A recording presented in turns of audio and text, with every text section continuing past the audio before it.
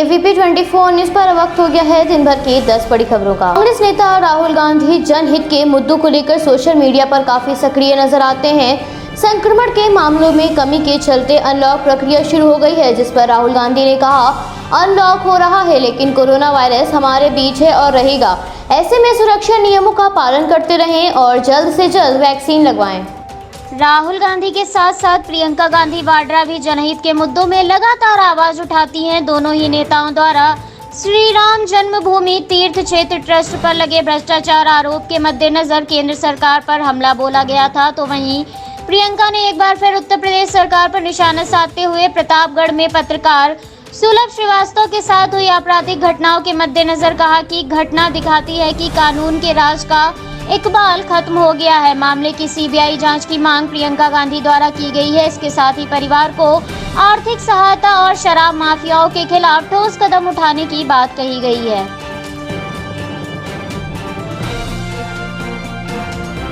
कृषि कानून के मद्देनजर किसानों का संघर्ष अभी भी जारी है। वहीं कुंडली बॉर्डर पर धरना दे रहे आंदोलनकारियों के हिंसक व्यवहार को लेकर सेरसा गांव के आसपास में दर्जन भर गांव के लोगों की पंचायत आयोजित की गई। कृषि कानून के विरोध में कुंडली बॉर्डर पर 7 माह से आंदोलन जारी है। आंदोलनकारी किसानों ने अब GT रोड और आसपास के गांवों जाने वाले रास्तों को बंद कर दिया है, जिसके बाद से आसपास के ग्रामीणों की मुश्किलें बढ़ती जा रही हैं। पंचायत में आसपास के दर्जन भर गांव के लोग शामिल हुए। पंचायत में निर्णय लिया गया कि 20 जून को होने वाली महापंचायत के अलावा रोड खुलवाने की मांग को लेकर जल्द ही ग्रामीणों का एक प्रतिनिधिमंडल मुख्यमंत्री से मिलेगा और समस्या का समाधान निकालने के लिए कहेंगे। आसपास के गांवों में जाने वाले रास्ते को बंद करने से परेशानी झेल रहे सिरसा, जाटी, छोटी जाटी, दहिसरा, मनौली, खुरमपुर, कुंडली, नाथूपुर, सबौली, जखौली आदि प्रभावित लोगों ने इस मुद्दे पर चर्चा की है।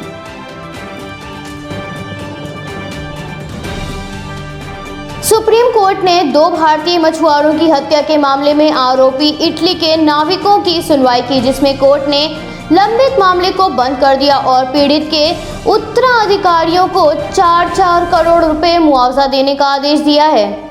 इससे पहले कोर्ट ने मामले पर अपना फैसला सुरक्षित रखते हुए कहा था कि पीड़ितों के परिवार के हितों की रक्षा के लिए मुआवजे का पैसा केरल हाईकोर्ट में जमा किया जाना चाहिए। पूरा मामला कुछ इस प्रकार है कि साल 2012 में इटली के 2 नाविकों ने 2 भारतीय मछुआरों की हत्या कर दी थी, जिसके बाद भारत के लगाए गए आरोप पर हत्या के मामले में दोनों नाविकों को गिरफ्तार कर लिया गया था, लेकिन बाद में अंतर्राष्ट्रीय पंचायत के फैसले के अनुसार दोनों नाविकों को इटली की जेल भेज दिया गया और नाविकों को 10 करोड़ का मुआवजा देने का फैसला किया गया था। इसमें से 4-4 करोड़ रुपए उन नाविकों के सजनों को दिए जाएंगे और 2 करोड़ रुपए उसको मिलेंगे जिसकी नाव में सवार होकर मछुआरे मछली पकड़ने समुद्र में गए थे।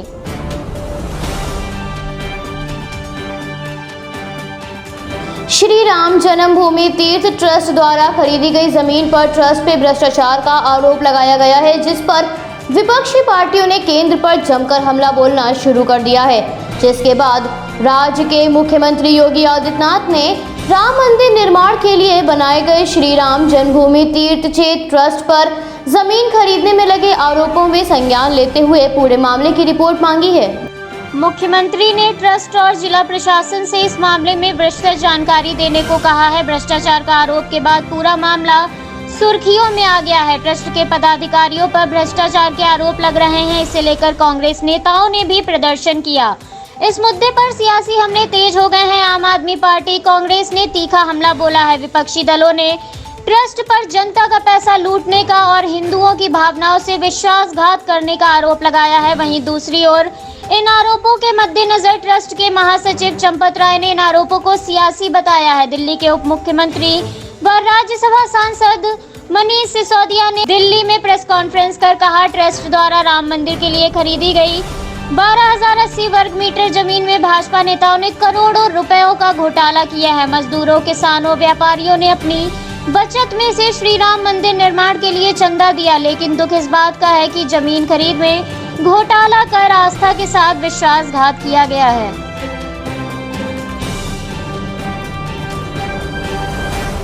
विधानसभा चुनावों के मद्देनजर सभी पार्टियां तैयारियां कर रही हैं। वहीं भाजपा के राष्ट्रीय अध्यक्ष JP नड्डा ने सभी राज्य इकाइयों के अध्यक्षों को पत्र लिखकर 21 से 30 जून के बीच प्रदेश कार्यकारिणी की बैठकों को वीडियो कॉन्फ्रेंसिंग के माध्यम से आयोजित किए जाने के दिशा निर्देश जारी किए हैं। इस बैठक में आगामी विधानसभा चुनावों समेत विभिन्न मुद्दों पर चर्चा करने के लिए कहा गया है। इसके साथ ही जेपी नड्डा ने अपने पत्र में कहा, भाजपा महामारी से राहत कार्य का विस्तार करने के लिए शहरी और ग्रामीण इलाकों में सेवा ही संगठन कार्यक्रम के तहत 2 लाख महिला और युवा कार्यकर्ताओं को प्रशिक्षण देगी। इस सिलसिले में निर्देश जारी किया गया है। जिला स्तर पर 1 से 15 जुलाई के बीच कार्यकारी परिषद की बैठक का आयोजन करने का भी निर्देश दिया है। इसके अलावा उन्होंने सभी राष्ट्रीय महासचिवों को 31 जुलाई से पहले संबंधित राज्य लौट जाने को भी कहा है। पत्र के अनुसार 18 जून को प्रधानमंत्री के नेतृत्व में राष्ट्रीय संकट का मुकाबला इस विषय पर ऑनलाइन परिचर्चा का आयोजन भी किया जाएगा।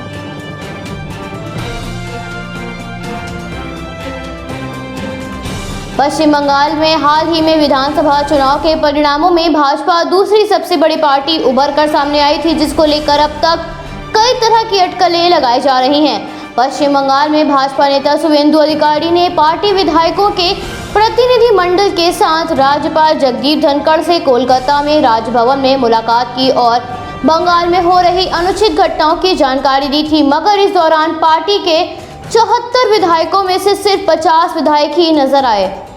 इस पूरे घटनाक्रम के बाद से बंगाल भाजपा में बगावत की अटकलों से सियासी बाजार गर्मा गया है। बंगाल सरकार में विपक्ष के नेता शुवेंदु अधिकारी का उद्देश्य बंगाल में हो रही कई अनुचित घटनाओं की जानकारी राज्यपाल को बैठक के माध्यम से देना था।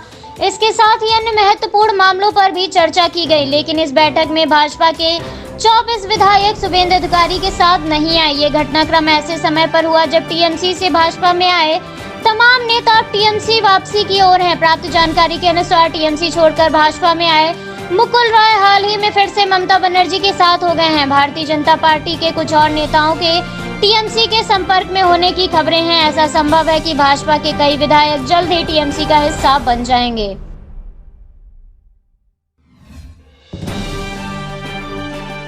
भारत के अधिकतर राज्यों में मानसून की दस्तक से मौसम में भारी बदलाव आया है। विभिन्न राज्यों में भारी बारिश दर्ज की जा रही है।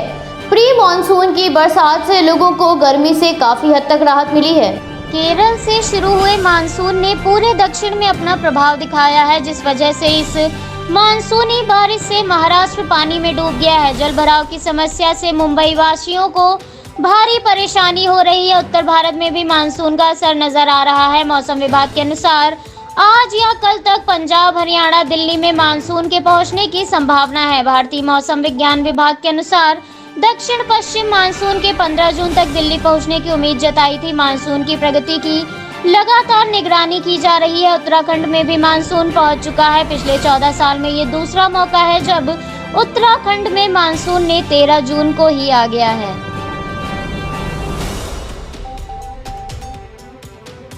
कोरोना के मामलों में कमी आ रही है। आज रिकॉर्ड किए गए मामले 75 दिनों में सबसे कम हैं। संक्रमण की दूसरी लहर अब धीमे धीमे कम होती जा रही है। पिछले 24 घंटों में कोविड-19 के 60,471 मामले सामने आए हैं, तो वहीं इसके साथ ही 2,726 लोगों की इस महामारी के कारण जान चली गई है। संक्रमण दर पहले के मुकाबले काफी कम हो गई है। महामारी के मिलने वाले आंकड़े प्रतिदिन जहां कम हो रहे हैं, वहीं रिकवर होने वाले मरीजों की संख्या में भी वृद्धि देखी जा रही है। पिछले 24 घंटे में इस महामारी को 1,17,525 लोगों ने मात दी। दिल्ली, मध्य प्रदेश, उत्तर प्रदेश समेत कई राज्यों ने कोरोना पाबंदियों में ढील देनी शुरू कर दी है, लेकिन पूरी तरह से बाजार अभी भी नहीं खुला है। भारत में दैनिक पॉजिटिविटी रेट 3.45% है, जो लगातार 8 दिनों में 5% से कम है। इस महामारी से 2,95,70,881 लोग ग्रस्त हो चुके हैं। इस महामारी को मात देने वाले लोगों की संख्या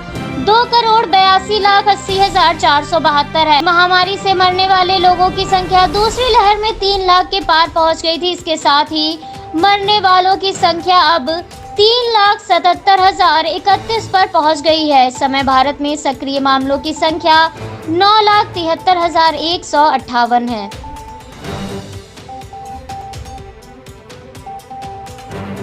इंटरनेट जगत से जुड़े अधिकारियों व सुरक्षा मामलों पर जवाब मांगने के लिए सूचना व प्रौद्योगिकी संबंधी संसदीय स्थायी समिति ने ट्विटर को समन भेजा है। इस मामले पर ट्विटर को सांसद परिसर में बुलाया गया है।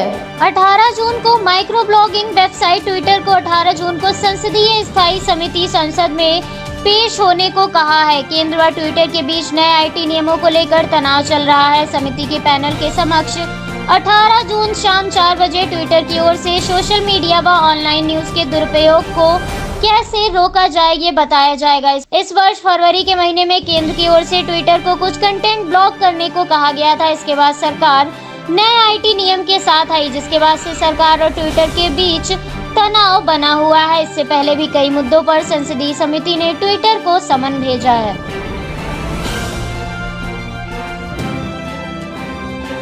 प्रधानमंत्री बोरिस जॉनसन ने ब्रिटेन में लॉकडाउन संबंधी सभी पाबंदियों को समाप्त करने की अवधि को 4 सप्ताह यानी 19 जुलाई तक के लिए बढ़ा दिया है। इससे पहले ये पाबंदियां 21 जून को समाप्त हो रही थी।